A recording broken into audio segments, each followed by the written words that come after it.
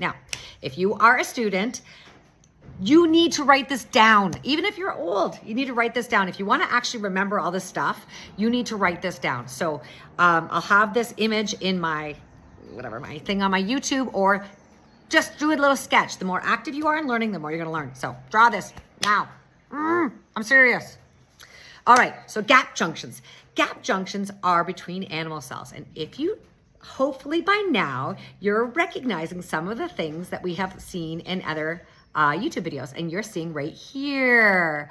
What does that look like? An integral protein, a channel protein.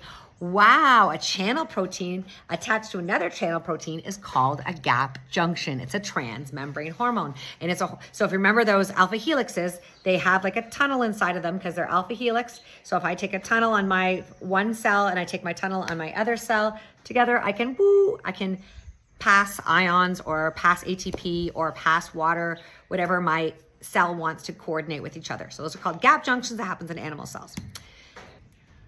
Plasmodesmata. Plants have the same sort of tube between each other, but it's not made of a protein. It's something different called a plasmodesmata. And a plasmodesmata is how plants share their water or their ions, and it's also how plants move. If you've ever seen one of those, there's like these jewel weeds, they're called in Canada, and you touch them and they explode. I remember being a kid and going boop, boop, boop, boop, boop, and I would explode all these jewel weeds. That's thunder. But yeah, the explosion of jewel weeds. And that's because the water will rush out of the cells and go to other cells, and when that happens, the plant can move. One of the things for IB and AP is that you're going to have to be able to look at an electromicrograph image of plasmodesmata and plasmamembrane. So looking at this here, try to link that to the structures. I can go into more detail about that, but take a screenshot or sketch that out so that you know how to label that. Okay, cell-to-cell recognition. This is when a cell in an animal, or any kind of animal cell, will have an antigen and an antibody, and the way that they communicate is that they recognize each other. So this guy and this guy fit together, and when they fit together, that is a communication. This is very typically done for immune system regulation. Remember those glycoproteins or glycolipids that we did in cell membrane stuff? There you go. That glycolipid, what it looks like just a little glob here, but this is an antigen. So glycolipid and glycoproteins are antigens, and they're involved in cell-to-cell recognition. Like A blood type is an antigen. It is a glycoprotein for A blood type. Okay, antigen, antibody fit together, boom. And this is what it looks like in a more scientific way. You have an antibody and an antigen, and that antigen is going to attach to that antibody. It's going to fit in, and then that antibody is going to signal the immune system, hey, there's pathogens in here. Wake up. Okay, I'm going to give you a little bit more detail about what's going on here. We see this is a T cell and an antigen presenting cell. So that antigen presenting cell would have been like a white blood cell that found a bacteria, and when it found that bacteria, it then had a antigen on it that was from the bacteria, and it passes the message to the T cells so the T cells can organize an immune response. And that first immune response is cytokines. So the release of cytokines causes inflammation, and that's really good, because if you get a cut and you've got bacteria in it, it will all inflame, it'll get all red, and then the white blood cells will come and eat all that bacteria because you got a cut. So that's fantastic. But cytokines causing inflammation is not always good, and that's going to be a theme that you'll hear again and again in my lectures. It causes inflammation, and that inflammation is great when we're keeping a bacteria out, but it's not good when it's not caused because of that. It causes a cellular response.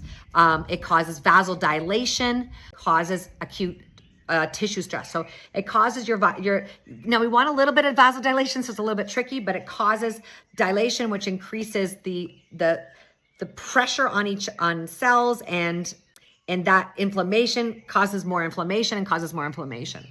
if you are at all interested in health world, you're going to have read about inflammation. It's not always bad, and it's not always good. It can be linked to diseases that you already have. So what happens is you get a disease, and that disease causes inflammation, and that inflammation causes another disease. Okay, does that make sense? A great example would be diabetes. Diabetes causes inflammation. Inflammation is going to cause other effects. For example, your capillaries on your blood can inflame, and when they inflame too often, it can cause blindness over time. So that inflammation from the diabetes caused another disease. So that's the kind of thing.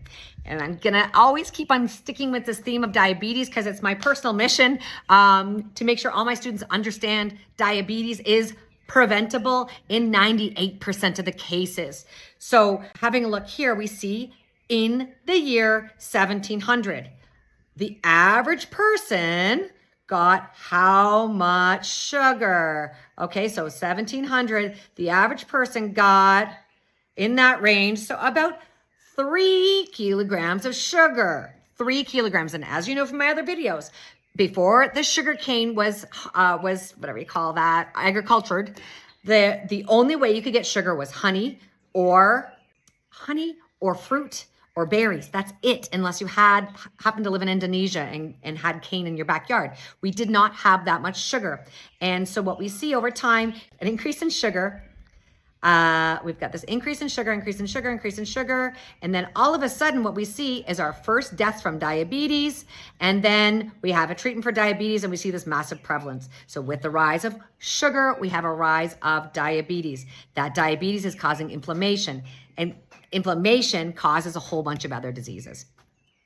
So there's, again, this is back to that Harvard article and the anti-inflammatory diet, looking at natural fats, looking at olive oil, looking at lots and lots and lots of sources of green. So if you've all of those pigments in the plant cells, those pigments are able to fight inflammation. So the brighter your food is, the fresher it is from a farm, the better off you will be at suppressing that inflammation.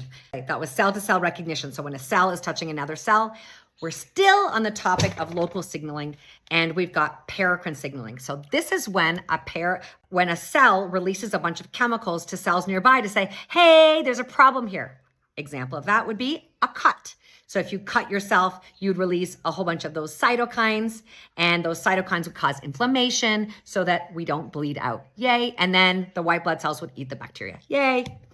Okay. Then we have synaptic. This is nerves. So this is the reaction of your nerves. And nerves are really interesting because they can be quite long, but it's still one cell. So it's considered local communication, even though it goes far distances. There's actually one nerve that starts at the back of your neck and goes all the way to the coccyx, however you say that, the tailbone. So it goes that whole length, which is why if you cut that, you lose ability to move your body. Okay, so that is a local signal because it's going to be cell to cell, always touching each other or right nearby anyways in a synapse. Okay, take a moment and review all of this that I just said. I'm not going to do that in the video, but you should write this all down. You can review it. I've got the answers there. Let's keep going. Last thing, I promise. Long distance signaling. So this is when the endocrine gland releases hormones throughout the whole body. So there are, of course, lots of hormones in your brain. The pituitary gland, it releases lots of stuff. The thyroid gland releases thyroxine and regulates the speed of your metabolism, or also known as cellular respiration. Oh, linkage. So these hormones are able to send long distances, and they have a whole bunch of different effects. So for example, on my kidneys, I have an adrenaline gland. It's going to release adrenaline, an adrenal gland, adrenaline. And adrenaline goes through my body, and it's going to cause a whole bunch of things to happen in my body. My heart's going to go up. The sugar in my cells that was stored as glycogen is going to get turned into glucose. You're going to get a whole bunch of energy. You're going to get a whole bunch of activity. And that is long distance signaling, for example. How does that signal get inside from the brain or the kidneys or the thyroid, how does it get into the body? Well, that hormone is going to get to the cell and it's going to get a message that's going to be received. Then it's going to send that message and it's going to cause a response. So draw that again. Boop, draw. Also have the link in my bio underneath my YouTube. So what's happening is reception, which is when the message is received on the phospholipid bilayer. Transduction is actually when the message kind of gets said really, really loud. Hey, everybody, guess who's here? Guess who's here? Adrenaline. Oh my God, amazing. Let's release some glucose. They need some energy. That's that transduction. And then the response is almost always a gene gets turned on or turned off, such as the example with adrenaline. It'll release a whole bunch of glucagon so that we have a lot of sugar released into the cells. It breaks it down, blah, blah, blah. I'm trying to think of something else that's, for example, testosterone. When testosterone reaches there, it causes muscle growth, it causes bone growth. And then equally, this is the same thing that happens if the insulin reaches the cell. The transduction is not, the transduction receives the message that insulin's at the cell, and instead the response is that glucose transporter went boop and went to the membrane. Remember that? So the response is not always DNA, but it's often DNA. And this is a great link to the other video we talked about called epigenetics. Because epigenetics is something from the outside that can turn on or turn off a gene. And hormones can turn on and turn off of a gene. So this is a great example of epigenetics. All right, so we're dealing with the endocrine cell, and that puts hormones into the blood, which will then go to the target cell and be received. It's very important for you to recognize that term, endocrine, because you've probably seen an article about endocrine disruptors, and it's very problematic. So let's get into that in a second. Okay, so just kind of get you back here. So we're going to have endocrine sending from somewhere, the brain, the thyroid, the adrenal glands, goes through the bloodstream, lands in the target cell. When it lands in the target cell, it's going to have some sort of reaction. For example, the pancreas is going to release insulin. That insulin is going to go through my capillaries, and then it's going to hit my insulin receptor, and that's going to cause the response of the glucose transporter going to the surface. All right. I just linked this back to my presentation on cell transport. Here's the insulin. The insulin lands. It's going to go to a special type of integral protein called a receptor protein that's going to be shaped. That's really bad shape. It's going to be shaped like that triangle. Those insulins are going to bind there, and that's going to cause that, that response. So some types of integral proteins are called receptor proteins, and that is when the receptor protein meets with another piece of a chemical, a ligand, they call it a ligand. Insulin's an example of a ligand. I should write that. The general term for signals is called a ligand. Like ligands is the generic term for any signaling molecule. Okay. Ligand, signaling molecule. That could be insulin, that could be a hormone, that could be a protein hormone. Okay, yep, so the insulin will go in there, and then that will cause the reaction, and it will bring that response. Glucose goes to the surface, as long as you don't have diabetes. Okay, this is called a feedback loop. This is a feedback loop for how your body regulates the cells. And so what should happen is if you have high glucose, your insulin should be released, and then the sugar should go back up, pulling that glucose out of the blood, and then the sugar level should go down, and I should be back at homeostasis. But that doesn't always happen. If you have too much blood sugar all the time, that's going to release something called cytokines, which are signaling proteins that are going to cause inflammation. So part of the problem with eating glucose too often, because we're not meant to eat as much glucose, is it causes inflammation. So it causes cellular response, tissue stress, and vasodilation. This little video just kind of shows, again, your insulin coming in. That's your ligand. There's your receptor protein. That receptor protein is going to force that little vesicle that has the glucose transporter in there. Boom, boom, boom, boom, boom. This, I guess I could put this a little bit on fast forward. Reaches in, and then that transporter is going to be that integral protein. This is facilitated diffusion. There's no energy involved here. Facilitated diffusion for a large molecule going inside. Okay, now the final topic I'm going to talk about, those were protein-based hormones.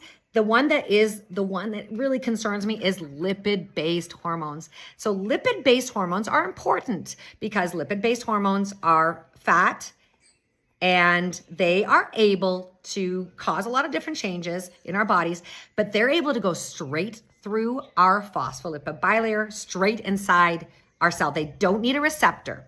So that hormone is able to go straight inside. There's a hormone receptor inside, and then it binds to the DNA, and it's going to do something to the DNA every single time. That's what steroids do.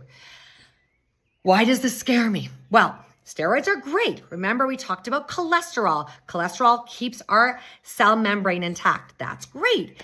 Cholesterol can be turned into testosterone. So we need some testosterone, but we need some estrogen. So for females, we have higher amounts of estrogen. If you're born in a body that's matching your chromosomes, you have higher amounts of estrogen than testosterone. And men have a higher amount, but there's a concern in the environment with this chemical called P450 aromatase. P450 aromatase is an enzyme in the cytochrome C, which was from the electron transport chain. So this aromatase, what it can do is it can take testosterone and turn that into estrogen, which we need sometimes to happen. But there's a fairly big concern that it's happening too often.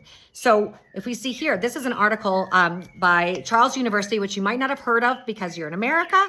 But if you're international, you know that Charles University is an amazing university in Prague. And they've done this research about how perfumes interact with cytochrome 450. And that would mean that a cologne or perfume could turn testosterone into estrogen, which is very concerning if you don't want that to happen.